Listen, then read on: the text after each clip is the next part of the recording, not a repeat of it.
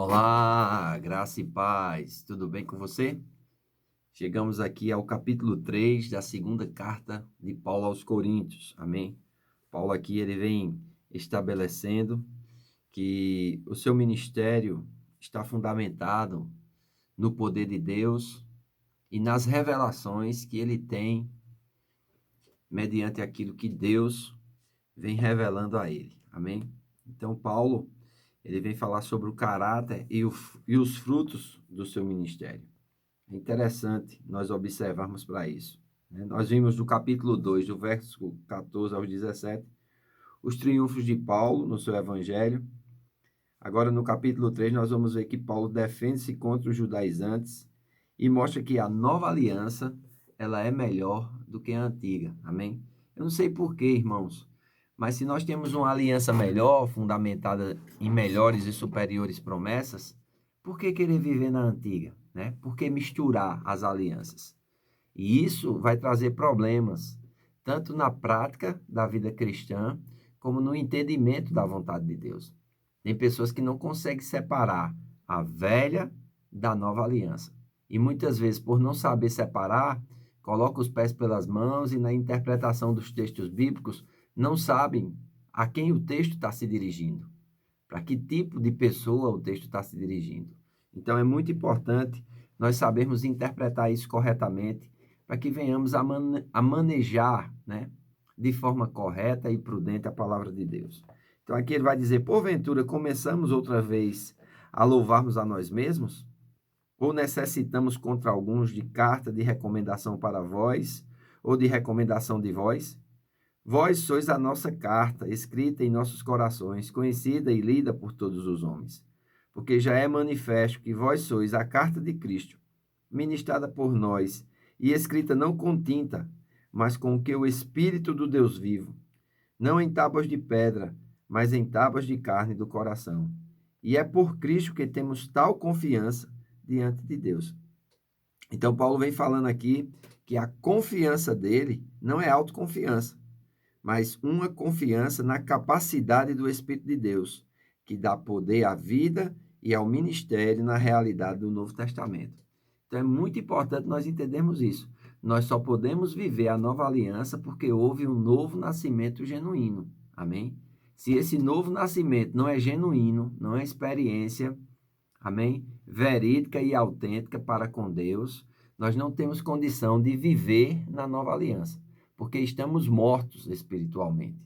Só o novo nascimento é que nos dá vida e faz com que o Espírito Santo de Deus venha habitar em nós. E a partir daí, nós podemos desfrutar dessa nova aliança. Amém? Então é muito importante nós entendermos isso. Amém? Ele diz, e é por Cristo que temos tal confiança em Deus, não que sejamos capazes por nós de pensar alguma coisa, como de nós mesmos, mas a nossa capacidade vem de Deus, o qual nos fez também capazes de ser ministros de uma nova aliança, não da letra, mas do Espírito, porque a letra mata e o Espírito vivifica. Veja bem, se nós formos pegar a Bíblia somente como está escrita e não interpretarmos ela mediante uma iluminação, uma revelação que o Espírito Santo traz, amados, isso vai nos levar à morte.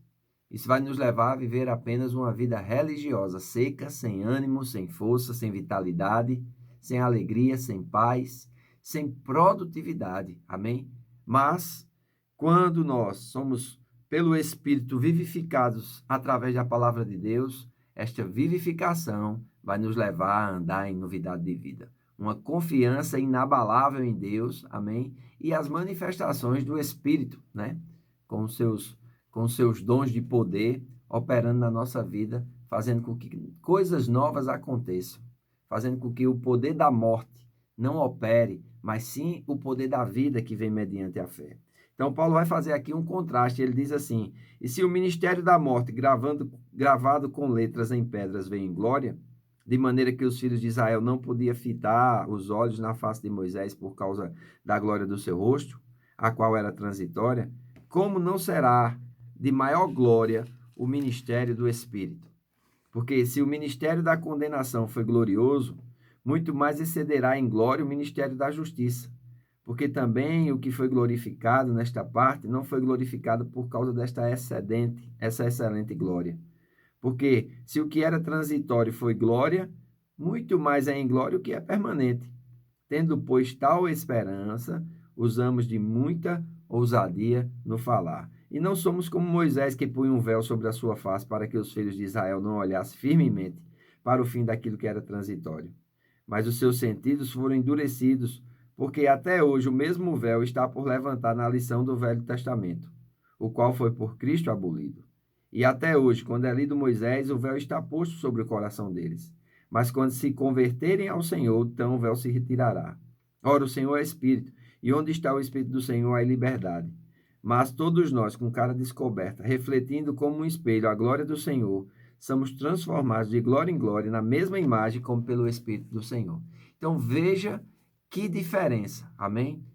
Ele faz um contraste aqui entre a entrega da velha aliança a Moisés, e vocês sabem que Moisés subiu, né? Quando ele desceu, o rosto dele resplandecia de tanta glória por ter estado na presença de Deus. Mas ele via que aquela glória ia sumindo. Ao longo do tempo que ele ia se afastando do monte, a glória ia desvanecendo. Então o que é que Moisés fez? Ele colocou um véu para que o povo não percebesse que a glória estava diminuindo. Amém? Então toda vez que Moisés falava, ele falava com um véu, depois que tinha sido influenciado pela glória, para que o povo não visse que aquela glória estava se desvanecendo. Jesus não.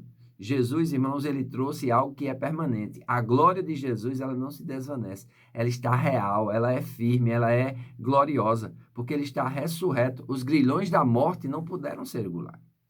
Então, a nossa fé tem que estar fundamentada em cima desta realidade, das realidades da nova criação, da realidade da nova aliança. A letra mata significa que o código externo do Antigo Testamento, ou da Antiga Aliança, produz morte espiritual, pois a lei apenas nos mostra nossa necessidade, mas é incapaz de atender a essa necessidade.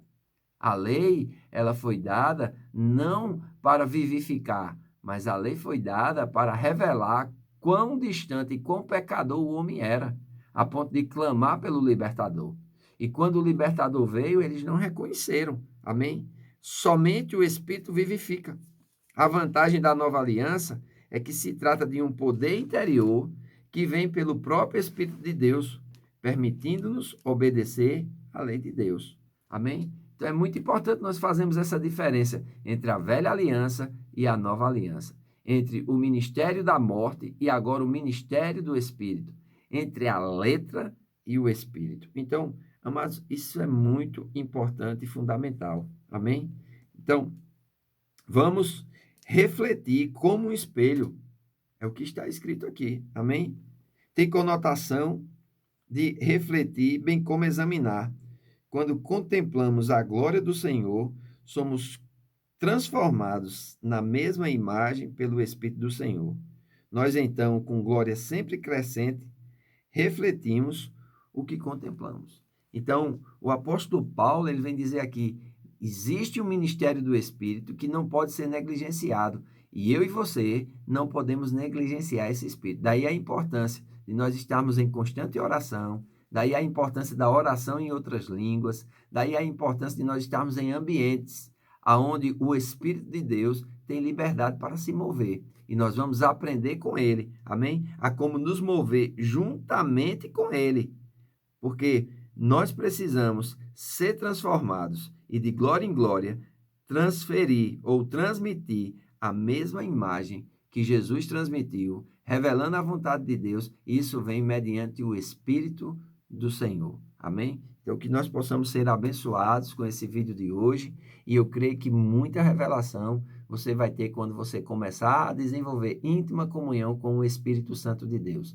Lembre-se, o Espírito é uma pessoa, amém? E como uma pessoa, ele precisa ser considerado. Então, não despreze o Espírito Santo, não despreze a oração em outras línguas, não despreze as profecias. Um bom dia e um bom trabalho. Que Deus te abençoe.